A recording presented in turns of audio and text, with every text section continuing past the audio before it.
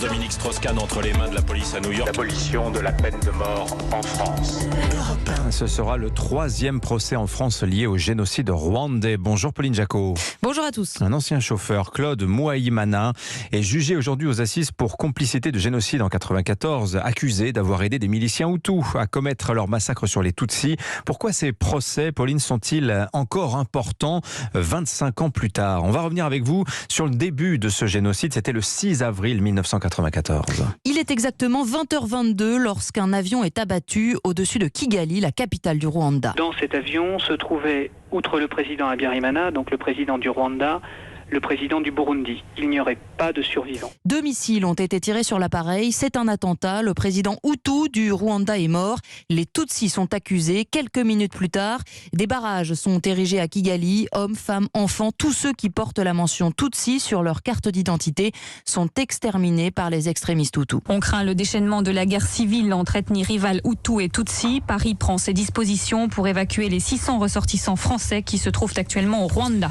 En quelques heures, en quelques jours, les étrangers français, belges, américains fuient le Rwanda. C'est surtout pour la petite qu'on avait peur. Le dernier jour, on était très soulagés que l'armée française arrive enfin, quoi. Mais bon, c'est un petit peu égoïste de dire qu'on est soulagés vu le nombre de morts qu'il y a là-bas. Et des gens qu'on connaissait, des amis rwandais quoi, qui travaillaient avec nous.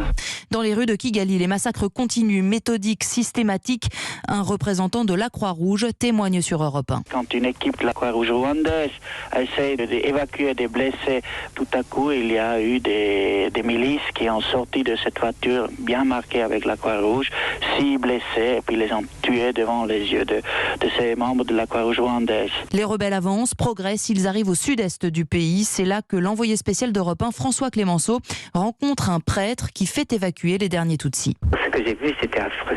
C'était vraiment le massacre organisé. Des enfants dans ma paroisse, il y en a eu une trentaine qui ont été massacrés devant moi et je ne pouvais rien faire.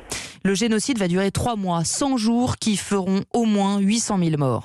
Plusieurs responsables du génocide, Pauline, vont s'enfuir et se cacher en Europe. En Belgique et surtout en France, les rescapés et les proches des victimes attendront 20 ans pour que se tienne le premier procès sur le sol français. Un ancien capitaine de l'armée rwandaise est condamné. D'autres ne sont toujours pas jugés, comme ce médecin réfugié en France qui aurait participé au génocide. Gwendoline de Bono a retrouvé en 2014 au Rwanda un milicien qui dit avoir obéi à ses ordres.